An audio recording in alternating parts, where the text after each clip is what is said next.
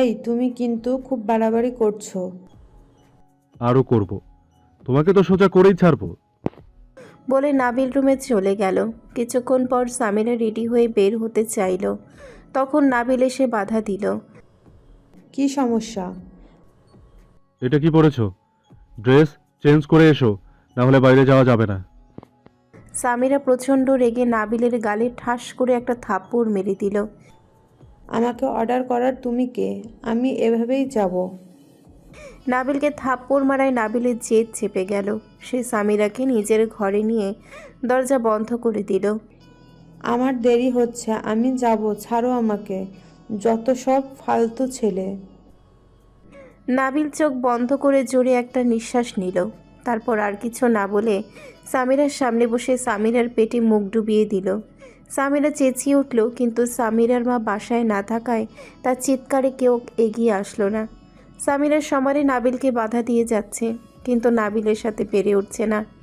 নাবিল সামিরার সমস্ত শরীরের খালি জায়গাগুলিতে নিজের ঠোঁট ছুঁয়ে দিল। এক পর্যায়ে সামিরা কেঁদে দিল, সাথে সাথে নাবিল সামিরাকেও ছেড়ে দিল। এখন কাঁদছো কেন? কি জন্য ছোট ড্রেস পরো? এই জন্যই তো নাকি, যাতে ছেলেরা দেখে আকৃষ্ট হয়? আমিও হয়েছি দেখে, যেটা ইচ্ছা হয়েছিল করে দিলাম। এবার যেখানে যাওয়ার আছে যাও। সামিরা কাঁদতে কাঁদতে নিজের ঘরে চলে গেল। কিছুক্ষণ পর নাবিলের রাগ কমায় সে বুঝতে পারল সে যা করেছে ভুল করেছে, তাই সামিরার ঘরে গেল। সামিরা সারা শরীরে ওনা জড়িয়ে কাঁদছে। আসতে পারি? সামিরা কিছু বলল না। আমার ঠিক কি বলা উচিত জানি না, কি ভাষায় ক্ষমা চাইবো সেটাও জানি না। বিশ্বাস করবে না সেটাও জানি, তবুও বলি। আমি তোমাকে কখনো খারাপ চোখে দেখিনি, কিন্তু তখন রাগের মাথায় কি থেকে কি করে ফেলেছি নিজেই বুঝতে পারিনি। আমাকে যদি শাস্তি দিতে চাও দিতে পারো, তবুও পারলে ক্ষমা করে দাও, আর এটা ভুলে যাও। সামিরা অবাক হয়ে নাবিলের দিকে তাকিয়ে আছে। নাবিলের চোখে মুখে অপরাধবোধ স্পষ্ট হয়ে উঠেছে। সামিরা কিছু বলল না। নাবিল বাইরে চলে গেল। তার কিছুক্ষণ পর নাবিল আর সামিরার মার কথার আওয়াজ শুনে সামিরা নিচে নেমে আসলো। নাবিল মোটামুটি রেডি হয়ে দাঁড়িয়ে আছে। আন্টি, আমি এখান থেকে চলে যেতে চাই। কিন্তু কেন? আবার কি হয়েছে? সকালেই তো বলতে তুমি এখানে থাকতে চাও। সামিরা কি তোমাকে খারাপ কিছু বলেছে? না আন্টি, আমার মনে হচ্ছে আমি যা করছি ভুল করছি। এসব ঠিক না। আমাকে বাধা দেবেন না প্লিজ, আমাকে যেতে দিন। বলে নাবিল যখন বের হতে নিল তখন দাঁড়ান, আপনি কোথাও যাবেন না। মাফ করবেন ম্যাডাম, আমি এখানে থাকতে পারবো না, আমাকে ক্ষমা করুন। আমাকে থাকতে হবে তখন বললেন না? শাস্তি দিতে চাইলে দিতে পারি। আপনাকে থাকতে হবে, এটাই আপনার শাস্তি। আশা করি আর কিছু বলার নেই আপনার। কিসের শাস্তি? কিছু না মা। নাবিল সামিরার কথায় অবাক হলো না, কিছু বলতে পারল না। সামিরার কথা মতো মাথা নিচু করে নিজের ঘরে চলে গেল। সামিরার নাবিলের কাজটা খারাপ লাগার কথা ছিল, কিন্তু তার খারাপ লাগছে না, বরং নিজের ভুল বুঝতে পেরে কান্না করছিল। তার নাবিলের উপরে কোনো রাগ নেই। সে বুঝেছে এমন ড্রেস পরা ঠিক না। নাবিল যা করছে তার ভালোর জন্যই করেছে, আর এটাও বুঝেছে একমাত্র নাবিলই পারবে তাকে জনির হাত থেকে রক্ষা করতে। নাবিল সামিরার কথায় বাসায় থাকলে এই ঘটনার পর থেকে সামিরা খেয়াল করেছে নাবিলের সাথে সারাদিনে যতবার নাবিলের সাথে দেখা হয়েছে, দুইজন মুখোমুখি হলেও নাবিল কখনো সামিরার দিকে তাকায়নি। নিচ দিকে তাকিয়ে কথা বলেছে। নাবিলের চলে যাওয়ার চেষ্টা, ক্ষমা চাওয়া, সামিরাকে ইগনোর করা, এই আচরণগুলি সামিরাকে মুগ্ধ করেছে। এদিকে আকাশের কথায় মেঘলার খারাপ লাগলেও সে তার মন থেকে সব রাগ ঝেড়ে ফেলতে পারেনি। মেঘলা বরাবরই ইমোশনাল। মেঘলার আবেগী মন তাকে আকাশের কাছে থাকতে বললেও নাবিলের প্রতি ভালোবাসা তাকে প্রতিশোধ নিতে বলছে। এ যেন এক জীবন মরণ দোটানায় পড়ে গেছে মেঘলা। সে আকাশকে ছাড়তে চায় না, কিন্তু তার সাথে থাকারও কোনো ইচ্ছে নেই। একবার থাকার ইচ্ছে হলেও পরক্ষণই আকাশের উপরে রাগ হয় তার। যতই রাগ হোক, ছোট থেকে যাকে ভালোবেসেছে তাকে হঠাৎ করে ছেড়ে দেওয়াটা এতটাও সহজ কাজ নয়। মেঘলার চোখ থেকে অনবরত পানি পড়ছে। আকাশ মেঘলার পায়ের কাছে হাঁটু গেড়ে বসে আছে। তখনই দরজায় কেউ নক করল। আকাশের মা দরজা খুলে দিল। আকাশ অবাক হলো, কারণ আবির এসেছে। পার্টিতে মেঘলাকে খুঁজে না পেয়ে আবির আকাশের বাসায় এসেছে। তুই এখন এখানে? আসার কথা নয় কি? মানে কি? ভাই, সহজ ভাষায় বলছি, মেঘলার কাছ থেকে দূরত্ব বজায় রাখো। অনেক খেলেছো, আর না। কাকে কি বলছিস? মাথায় আছে? যা বলছি ভেবেই বলছি। আর মেঘলা, তুমি এখানে কি করে আসলে? সব ভুলে গেছো? আবির মেঘলার হাত ধরে বলল। চল এখান থেকে। আকাশ আবিরের আচরণে প্রচণ্ড রেগে গেল। তোর কি বাঁচার সব ইচ্ছে শেষ হয়ে গেছে আবির? মরার ভয় আবির পাই না। আমি মেঘলার কোনো ক্ষতি হতে দিব না, আর কিছুতেই দিব না। অরোহা, তুমি ঠিক বলেছ। তোমাকে মেঘলার কাছে পৌঁছাতে হলে আবিরের লাশের উপর দিয়ে যেতে হবে।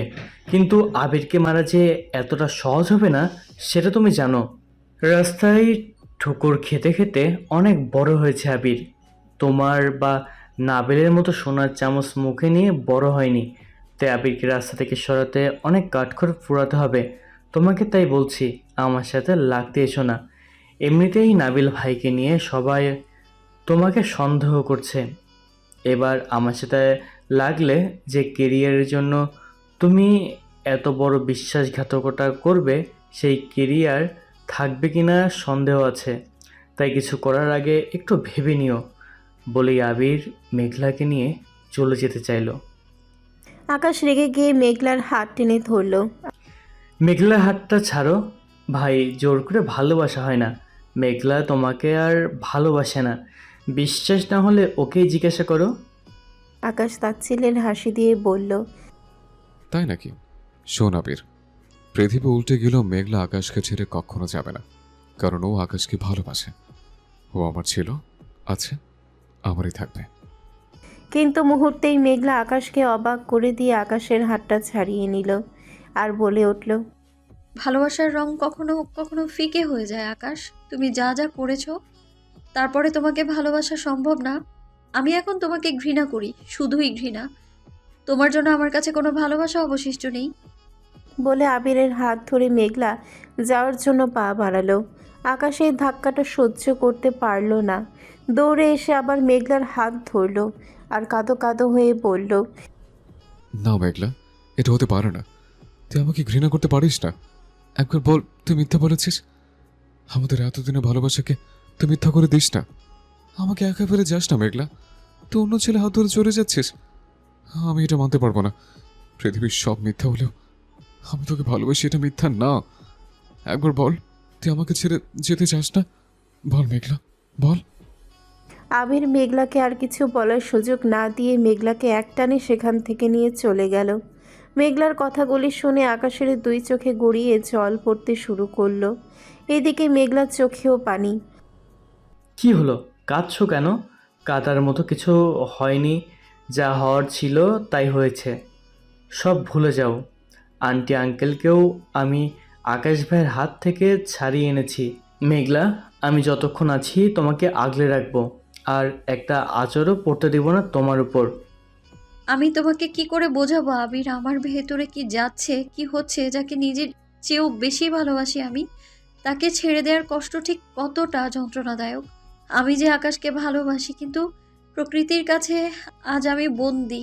আকাশ এতটাই অন্যায় করেছে যে ওকে ক্ষমা করার কোনো উপায় আজ আমার কাছে নেই। কিন্তু ওকে আমি এতটাই ভালোবাসি যে ও যদি আমাকে আঘাতের পর আঘাতও করতো, আমি ক্ষমা করে দিতাম, কিচ্ছু মনে রাখতাম না আমি। কিন্তু ও ভাইয়ার সাথে কেন এমনটা করলো? কেন কেন আকাশ আমায় এইভাবে অসহায় করে দিল? তুমি তো জানতে তোমার মেঘলা এতটা ধাক্কা সহ্য করতে পারবে না, তাও কেন এত আঘাত করলে? না, এটা হতে পারে না। মেঘলা আমাকে ভুলে যেতে পারে না। তবে আমি যে জানতাম, আমি যতই খারাপ কিছু করিনি, মেঘলা আমাকে ছেড়ে যাবে না। আমি যত অন্যায় করি না কেন, সব আমাকে ছেড়ে চলে গেলেও মেঘলা আমার পাশেই থাকবে। সব কি তবে মিথ্যা ছিল? তুই আজ কি করে ভুলে গেলে মেঘলা?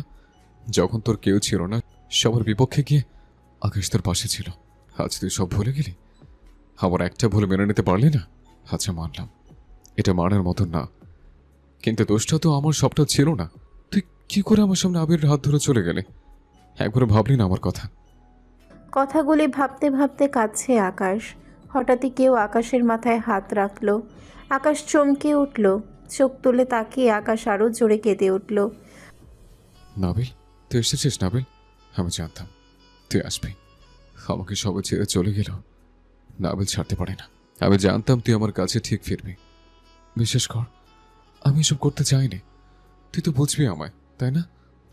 বল নাবিল, আমি তোর সাথে নিজের ইচ্ছে এমন করতে পারি? মেঘলেটা না বড় বড়ই বোকা। আজও আমি ভুল বুঝে চলে গেল। জানিস, মেঘলেন আমাকে ছেড়ে চলে গেছে, কিন্তু আবার ফিরে আসবে, তাই না? কারণ তুই তো চলে এসছিস, তুই কি ফিরে আনবি, তাই না নাবিল? জানিস নাবিল, কত রাত ঘুমায়নি। আমি একটু ঘুম পড়ে দিবি? আমি তোদের ছাড়া থাকতে পারি, বল? আকাশ যখন কথাগুলি বলছে তখন আকাশের বাবা আকাশের ঘোর কাটিয়ে আকাশের চোখ মুছে দিয়ে বলল, বাবা, অনেক রাত হয়ে গেছে, ঘুমিয়ে পড়, সব ঠিক হয়ে যাবে। আকাশের ঘোর কেটে যেতেই বলল, বাবা, তুমি এখানে? না না, নাবিল কোথায়? ও যে আসলো। এটা তোর মনের ভুল বাবা, নাবিল কোথা থেকে আসবে? না না, হতে পারে না। আমি স্পষ্ট দেখলাম নাবিল আমার মাথায় হাত রাখলো। নাবিল কোথায়? তুই আমার সাথে মজা করছিস, তাই না? বাইরে বলছি। আকাশের অবস্থা দেখে আকাশের বাবা কেঁদে ফেলল। এই দিনটাও আমার দেখার ছিল আকাশ। শান্ত হ, নাবিল সকালে আসবে, মেঘলাকে আনতে গেছে ও। আসবে তো বাবা? আমাকে ভুল বুঝে চলে যাবে না তো? আসবে বাবা, নাবিল অবশ্যই আসবে। এই বন্ধন যে ছিন্ন হওয়ার নয়, ওকে ফিরতেই হবে। তুই এটা খেয়ে নে, সকালেই ওরা চলে আসবে। বলে আকাশকে ঘুমের ওষুধ দিয়ে আকাশকে শুইয়ে দিল। নাবিল, নাবিল না। বলতে বলতে ঘুমিয়ে গেল। আর কতদিন তোকে এভাবে ওষুধ দিয়ে ঘুম পাড়াবো আকাশ? নাবিল নিখোঁজ হওয়ার পর থেকে তুই ঘুমাস না, ঠিক মতো খাস না। এভাবে কতদিন চলবে? কেন করছিলি এমন? কেন নিজেকে এত কষ্ট দিচ্ছিলি? আর কেনই বা নাবিলের সাথে এমন করলি? আমি কোন দিকে যাব?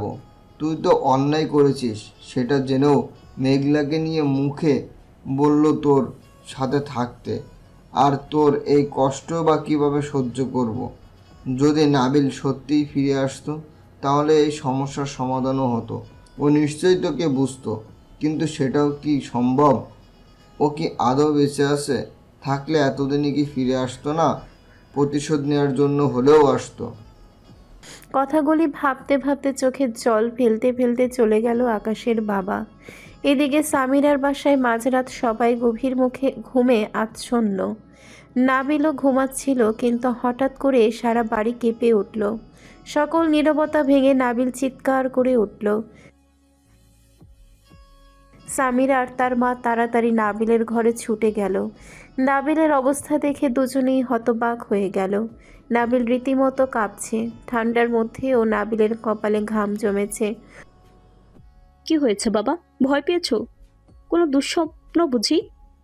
স্বপ্ন নয়, সত্যি আমার বন্ধু বিপদে পড়েছে। আমাকে ডাকছে, আমার যেতে হবে আন্টি। বলে নাবিল শার্ট পরতে শুরু করলো। এত রাতে কোথায় যাবে, কিভাবে যাবে? জানি না, তবে আমাকে যেতে হবে, শুধু সেটাই জানি। তার মানে তোমার সব মনে পড়ে গেছে? সামিরার কথাটা শুনে নাবিলের ঘোর কাটল। নাবিল স্তম্ভিত হয়ে বসে পড়ল।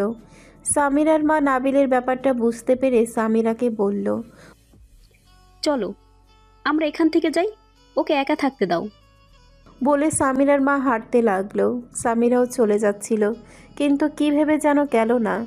নাবিল আপাতত এদের নিয়ে ভাবছে না, সে আকাশের কথা ভাবছে। আকাশ আমার সাথে যা যা করেছে, তারপরে ওর কথা চিন্তা করা কি আমার উচিত? তবুও কেন আমি আকাশকে ঘৃণা করতে পারছি না? আকাশের কাছ থেকে প্রতিশোধ নেয়ার সব যোগ্যতাই আমার কাছে আছে, তবুও কেন ওর মুখোমুখি গিয়ে দাঁড়াচ্ছি না? উল্টে ওর জন্য দুশ্চিন্তা করছি। ও তো একটা বেঈমান, বিশ্বাসঘাতক। তাহলে আমি কেন করছি এমন? নাবিল যখন ভাবনার জগতে, তখন সামিরা এসে নাবিলের পাশে বসলো আর নাবিলের ধ্যান ভাঙিয়ে দিয়ে বলল, কয়েকটা কথা বলতে চাই। হ্যাঁ, অবশ্যই বলো। জানি না কথাগুলো তুমি কিভাবে নিবে, এখন বলা উচিত কিনা সেটাও জানি না, তবুও বলছি কারণ আমার মনে হয় তোমার হয়তো সব মনে পড়ে গেছে বা পড়ে যাবে। আর তখন তুমি এখান থেকে চলে যাবে। তা তো যেতেই হবে। আমি সারা জীবন এখানে কেন থাকবো? না মানে তুমি থাকবে সেটা বলছি না। তাহলে কি করতে চাচ্ছ? সামিরা হঠাৎই নাবিলের হাত ধরে বলল, আমি তোমার হাত ধরে বাঁচতে চাই অরণ্য। নাবিল বেশ অবাক হয়ে বলল, মানে কি? যদি বলি ভালোবাসি সেটা বাড়াবাড়ি হবে। ভালোবাসি নাকি সেটা আমি নিজেও জানি না, তবে আমি তোমার আশ্রয়ে থাকতে চাই। আমাকে ফিরিয়ে দিও না প্লিজ। এসবের মানে কি? সকালের ব্যাপারটা খারাপ হয়েছে জানি, তার জন্য আমি ক্ষমাও চেয়েছি। প্লিজ আমাকে জড়িয়ে এসব চিন্তাভাবনা বাদ দাও। এখান থেকে যাও প্লিজ। এভাবে বলছো কেন? নাবিল কিছুটা বিরক্তি নিয়ে বলল,